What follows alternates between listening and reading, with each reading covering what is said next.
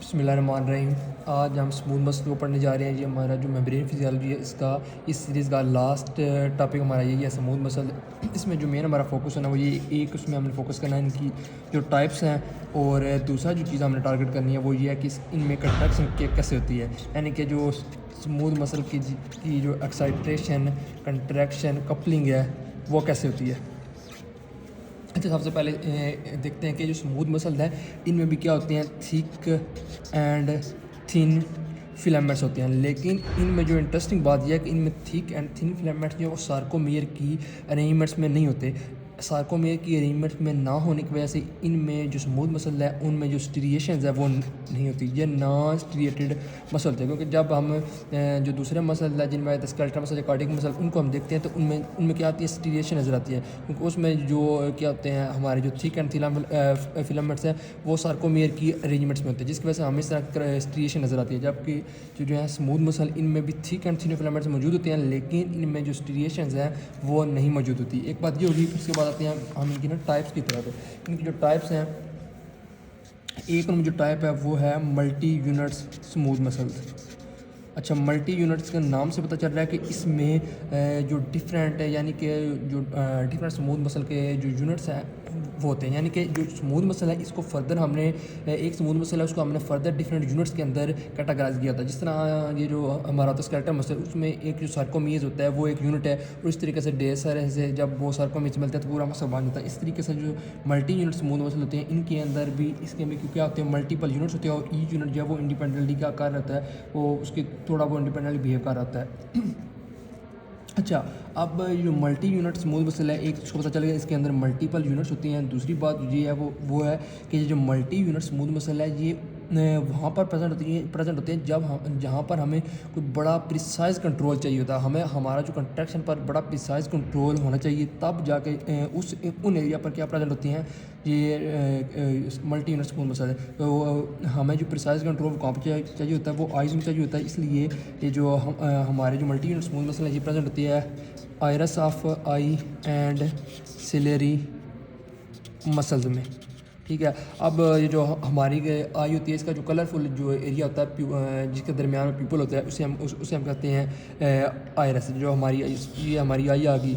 अब ठीक है, ये जो कलर वाला एरिया होता है इसे हम कहते हैं आयरस है। और फिर इसके बाद जो सिली मसल है, सिली मसल बेसिकली लेंस को अपनी पोजीशन पर मेंटेन रखते हैं। ये हमारी आई का क्या आ गया, लिटरल व्यू आ गया। यहाँ पर ये आ गया हमारा लेंस आ गया, यहाँ पर हमारी आ गई आयरस आ गई, ये वाला दरमियान में पीपल आ गया। ठीक है, अब ये जो लेंस है इन लेंस को दोनों साइड से ये सस्पेंसरी ये दोनों साइड पे आके सिलरी मसल, इन सिलरी मसल से सस्पेंड कर रहे होते हैं सस्पेंसरी लिगामेंट, वो इस लेंस को होल्ड करते हैं। तो यहाँ पर मौजूद होते हैं सिलेरी मसल, तो सिलेरी मसल में प्रेजेंट होते हैं, और इसके अलावा आयरस में प्रेजेंट होते हैं। इसके अलावा जो वाज डिफरेंस है या डक्टस डिफरेंस जिसे हम कहते हैं उनमें भी ये प्रेजेंट होते हैं। वाज डिफरेंस ये क्या होती है, हमारे जो टेस्टिस हैं टेस्टिस के ऊपर प्रेजेंट होते हैं एपिडिडिमस कॉइल्ड सी इस तरह की ट्यूब पोस्टीरियरली प्रेजेंट होती है जिसे हम कहते हैं एपिडिडिमस। एपिडिडिमस की टेल से क्या निकलती है, वाज डिफरेंस पे ये इंक्वाइनल कलान में एंटर होते हैं, और फिर इसके बाद जो सेमिन वेसिकल के साथ मिलकर जो बनाते हैं जैकुलेटरी ट्यूब्यूल, और जैकुलेटरी ट्यूब्यूल आगे ड्रेन होती है उसके अंदर पीनाल यूरेथ्रा के अंदर। तो जो वाज डिफरेंस है उसके अंदर भी multi unit smooth muscle present होते हैं। इसके अलावा आयरस और सिली मसल इनके अंदर भी क्या प्रेजेंट होती है, मल्टी यूनिट स्मूथ मसल। अब इनकी लोकेशन भी होगी।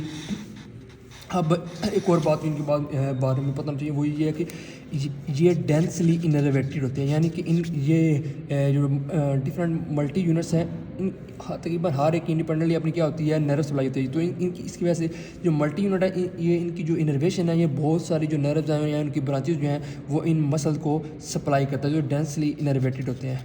ठीक है, इस वजह से जो मल्टी यूनिट स्मूथ मसल है इन्हें कंट्रोल भी किससे किया जाता है, न्यूरल स्टिमुलेशन से ही कंट्रोल किया जाता है। न्यूरल स्टिमुलेशन से कंट्रोल किया जाता है। फिर इसके बाद इनके दरमियान जो इलेक्ट्रिकल कपलिंग है वो बहुत कम होती है, इलेक्ट्रिकल कपलिंग। अब इलेक्ट्रिकल कपलिंग का मतलब ये होता है कि एक जो यूनिट है स्मूथ मसल का, उसका जो दूसरे के साथ जो कनेक्शन है यूजिंग डिफरेंट केमिकल, मतलब डिफरेंट आयंस हो गए, उनके थ्रू जो कनेक्शन होता है जो बेसिकली गैप जंक्शन की वजह से होता है, वो इनके दरमियान कोई नहीं होता। यानी कि जो मल्टी यूनिट स्मूथ मसल है इनके दरमियान जो गैप जंक्शन है बहुत कम होती है, जिसकी वजह से जो एक्शन पोटेंशियल वो एक जो क्या उसका नाम है यूनिट है उससे दूसरे यूनिट के अंदर इतना जल्दी ट्रांसफ़र नहीं हो पाता। ये 4 चीज़ें होंगी इसके बारे में, मल्टी यूनिट स्मूथ मसल के बारे में। इसके बाद हम देखते हैं यूनिटरी स्मूथ मसल्स। अब ये जो यूनिटरी स्मूथ मसल्स हैं, सबसे पहले उनका भी हमें पता होना चाहिए कि वो एक तो उनका पता होना चाहिए कि वो प्रेजेंट कहाँ पे होते हैं। फिर इसके बाद इसके नाम से ही पता चल रहा है कि यूनिटरी है, तो इसका मतलब ये है कि जो पूरा मसल होगा वो as a single unit behave करेगा, यानी कि वो एट अ टाइम उनकी कंट्रैक्शन होगी और कोऑर्डिनेटेड, बिल्कुल कोऑर्डिनेटेड मूवमेंट होगी। अब यूनिटरी स्मूथ मसल है ये कहाँ पर प्रेजेंट होता है, जो हमारे गैस्ट्रोइंटेस्टाइनल ट्रैक के अंदर जितने भी विसरा हैं उनके अंदर जो स्मूथ मसल है वो यही होता है, यानी कि स्टमक, स्मॉल इंटेस्टाइन या जो भी गैस्ट्रोइंटेस्टाइनल ट्रैक के जो ऑर्गन इनमें स्मूथ मसल कौन सा होता है, यूनिटरी स्मूथ मसल होता है। फिर इसके बाद जो यूरेटर है और इसके अलावा जो ब्लैडर है, फिर इसके बाद फीमेल के अंदर जो टस मौजूद होता है उसके अंदर भी क्या प्रेजेंट होता है, यूनिटरी स्मूथ मसल। अच्छा, ऑपोजिट करता जाने वो चूँकि मल्टी यूनिट डेंसली इनर्वेटेड है, इसकी जो इनर्वेशन है वो इतनी लेस होती है, इतने डेंसली इनर्वेटेड नहीं होते इसकी, और इनकी जो क्या उसका नाम है इलेक्ट्रिकल कपलिंग है वो मैक्सिमम होती है, यानी कि इनकी इलेक्ट्रिकल कपलिंग बहुत ज़्यादा होती है। इसका मतलब क्या, गैप सेक्शन भी इनके दरमियान ज़्यादा होते हैं, जिसकी वजह से जो एक्शन पोटेंशियल है वो एक सेल से दूसरे सेल के अंदर, जो एक यूनिट से दूसरे यूनिट के अंदर ट्रांसफर हो जाता है, जिसकी वजह से जो तमाम जो स्मूथ मसल है वो कोऑर्डिनेटेड मूवमेंट क्यों करते हैं, क्योंकि एक के अंदर जब एक्शन पोटेंशियल आएगा तो सब के अंदर ट्रांसफर हो जाएगा, तो उसका मतलब यह है कि इनकी कोऑर्डिनेटेड मूवमेंट होती है। और इनको बेसिकली चूँकि लेस इनर्वेटेड होते हैं तो जो न्यूरो स्टिमुलेशन है उनका इतना ज़्यादा इफेक्ट नहीं होता, इन्हें बेसिकली हार्मोनल या जो न्यूरो ट्रांसमीटर वगैरह हैं, हार्मोन या न्यूरो ट्रांसमीटर उनके थ्रू इन्हें कंट्रोल किया जाता है। फिर इसके बाद इनकी एक थर्ड टाइप भी है जिसे हम कहते हैं, जो हमारी जो ब्लड वेसल उनके अंदर प्रेजेंट होते हैं, जिसे हम कहते हैं वस्कुलर स्मूथ मसल। ठीक मसल, जब वस्कुलर स्मूथ मसल है इनकी जो प्रॉपर्टीज होती हैं ये मिक्स होती हैं कि इनकी यूनिटरी और मल्टी यूनिट दोनों की, यानी कि वस्कुलर स्मूथ मसल के अंदर जो दोनों प्रॉपर्टीज होती है, मल्टी यूनिट वाले भी और यूनिटरी स्मूथ मसल वाली भी प्रॉपर्टीज़ होती हैं।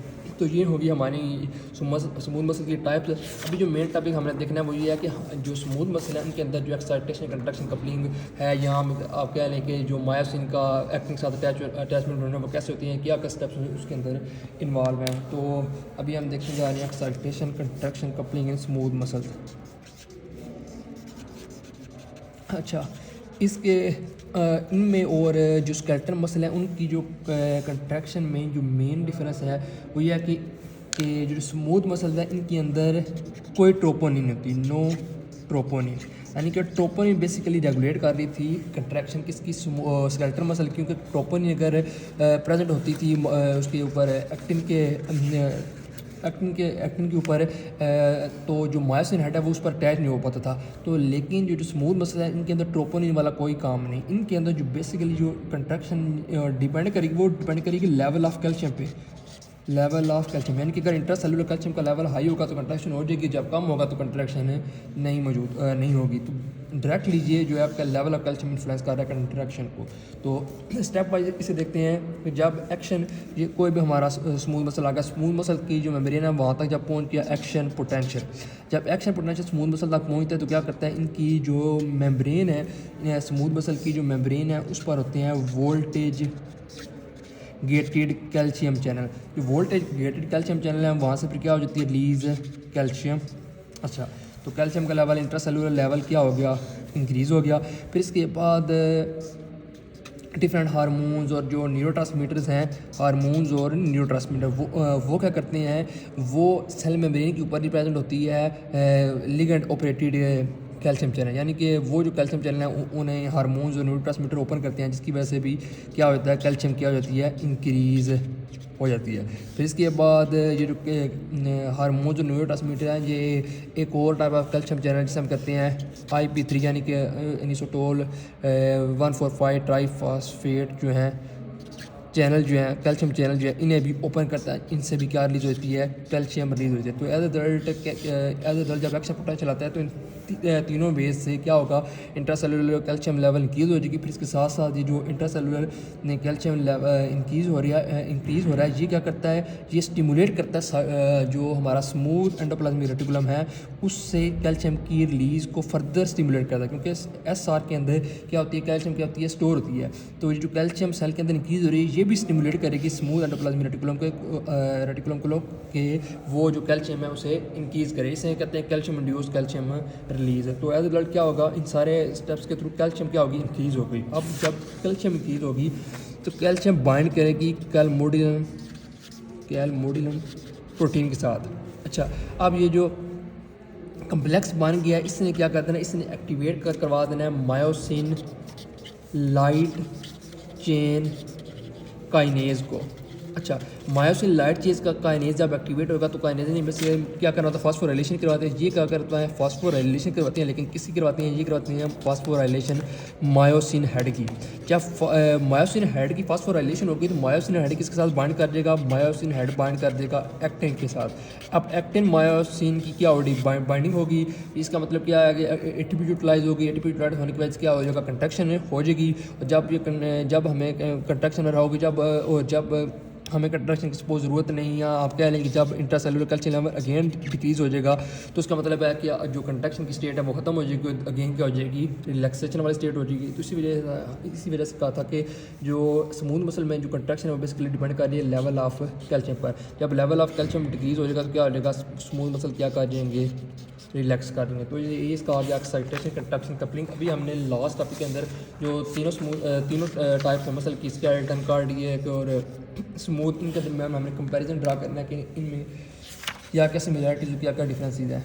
इस साइड पे हम लिखेंगे फीचर्स इनके, फिर इधर हम स्टडी करते हैं इसको स्केलेटल मसल को पहले, फिर इसके बाद आ जाता है हमारा स्मूथ मसल, फिर आ जाता है हमारा कार्डियक मसल जो हार्ट के अंदर प्रेजेंट होते हैं। अच्छा, सबसे पहले देखते हैं कि इनकी जो अपीयरेंस है उनमें क्या क्या सिमिलरिटीज़ और डिफरेंसेस है। अपीयरेंस में हमें पता है कि जो स्केलेटल मसल होते हैं और जो कार्डियक मसल होता है ये क्या होती है, स्टीरिएटेड होती हैं, ठीक है।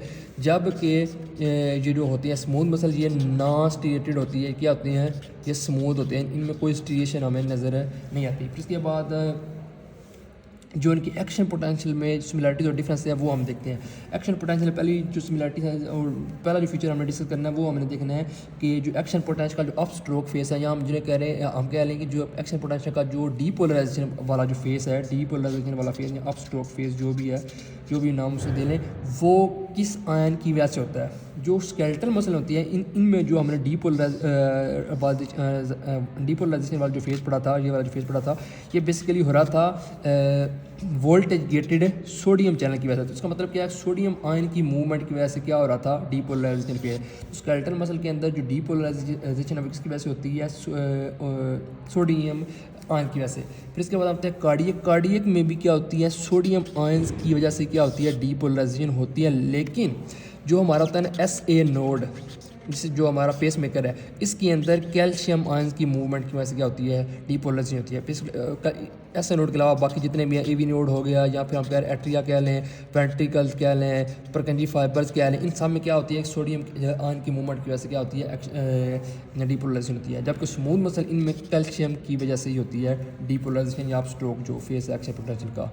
फिर इसके बाद हम देखें जो प्लाटू फेज़ है वो किसके अंदर प्रेजेंट होता है। प्लाटू फेज़ बेसिकली प्रेजेंट होता है इनके अंदर सिर्फ जो है कार्डियक मसल। अब जब हम इसका कार्डियक मसल का जो हम एक्शन पोटेंशियल ड्रा करते हैं तो इसका एक्शन पोटेंशियल इस तरह आता है, जबकि इनका इस तरह का होता है।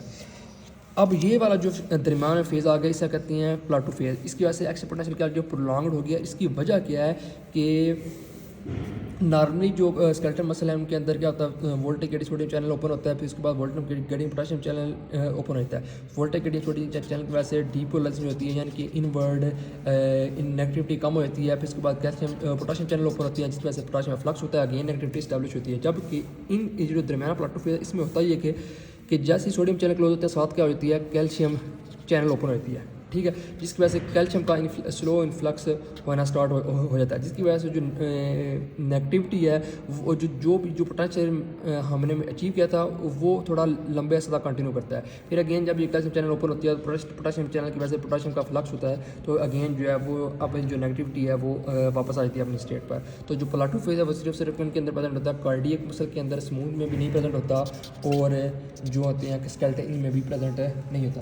फिर इसके बाद इसी साथ हम डिस्कस कर लेते हैं कि duration of action potential. Duration of action potential भी ज़्यादा सी बात है कार्डियक मसल के अंदर सबसे ज़्यादा होना है, क्योंकि इनमें प्लाटो फेज आ गया। तो इनमें जो ड्यूरेशन ऑफ एक्शन पोटेंशियल है वो अराउंड अबाउट होता है 150 मिली सेकेंड किसके अंदर होता है, ऐसे नोड में और एट्रिया के अंदर, जबकि 300 मिली सेकेंड होता है किसके अंदर, किन में जो होते हैं वेंट्रिकल्स, ठीक है। फिर इसके बाद जो परकंजी फाइबर्स वगैरह इनमें होता है। अच्छा, जबकि जो स्केलेटल मसल है इनमें जो एक्शन पोटेंशियल है वो बस सिर्फ अप्रॉक्सीमेटली 1 मिली सेकंड होता है, जबकि स्मूथ मसल के अंदर अप्रॉक्सीमेटली 10 मिली सेकंड होता है। फिर इसके बाद एक और बात थी, जो प्लाटो फेज़ है ये भी सारे के सारे कार्डियक मसल में नहीं होता, जो एस ए नोड है उसके अंदर प्लाटो फेज़ नहीं होता, एस ए नोड के अंदर प्लाटो फेज़ भी नहीं होता। और एक और जो डिफरेंट बात एस ए नोड की थी कि एस ए नोड के अंदर जो डिपोलराइजेशन हो रही थी वो भी कैल्शियम की इनफ्लक्स की वजह से हो रही थी। ये दो डिफरेंसेस आगे एस ए नोड के। फिर तीसरा जो है वो ये है कि एस ए नोड के अंदर जो ड्यूरेशन ऑफ एक्शन पोटेंशियल है वो भी थोड़ा सा शॉर्ट है, जबकि बाकी जो वेंट्रिकल हैं, ठीक है, परकंजी फाइबर है, उनके अंदर जो ड्यूरेशन ऑफ एक्शन पोटेंशियल है वो ज़्यादा आ गया।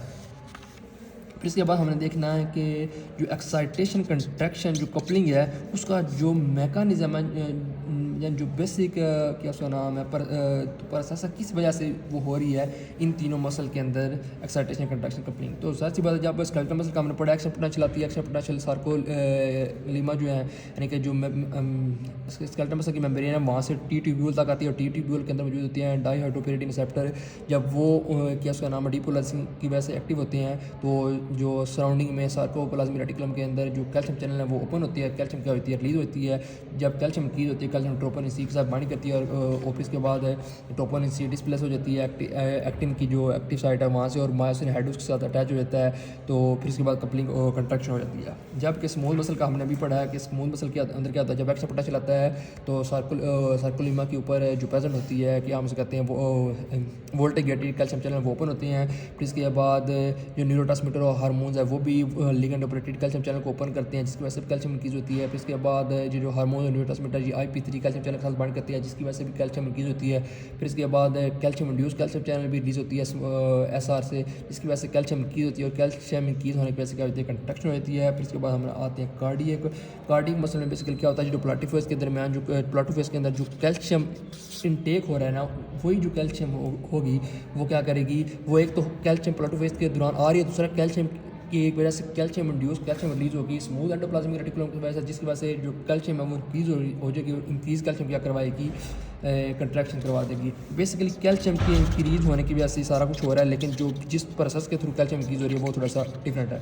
फिर इसके बाद हमने देखना है कि मॉलिक्यूलर बेसिस क्या कंट्रैक्शन यानी कि जो किस वजह से कंट्रैक्शन हो रही है, किस वजह से कंट्रैक्शन रुक रही होती है। तो जो स्केलेटल मसल है इनके अंदर जो ट्रोपोनिन होती है वो बेसिकली रोल प्ले करती है, यानी कि ट्रोपोनिन अगर अटैच है, ट्रोपोनिन सी अगर अटैच है एक्टिन के साथ तो कंट्रैक्शन नहीं होगी, अगर डिस्प्लेस हो रही है तो क्या हो जाएगी कंट्रैक्शन हो जाएगी। जब तो जो मॉलिक्यूलर प्रोसेस है कंट्रैक्शन का वो बेसिकली कैल्शियम की बाइंडिंग है किसके साथ, ट्रोपोनिन के साथ। जबकि जो स्मूथ मसल है इनके अंदर जो कंट्रैक्शन का जो बेसिक प्रोसेस है वो बेसिकली हो रहा है जब कैल्शियम बाइंड करती है कलमोडुलिन के साथ। कैल्शियम कलमोडुलिन फिर एक्टिवेट करती है मायोसिन लाइट काइनेज को, जो कि फास्फोराइलेशन करवाती है किसकी, मायोसिन लाइट की वजह से, जिसकी वजह से कंट्रैक्शन होती है। फिर इसके बाद जो कार्डियक मसल है इनके अंदर भी कैल्शियम और जो ट्रोपोनिन की बाइंडिंग है, ट्रोपोनिन सी की बाइंडिंग है वही बेसिकली रोल प्ले करती है। तो इसके साथ ही जो हमारा आज का टॉपिक है और जो चैप्टर है वो भी क्लोज हो गया।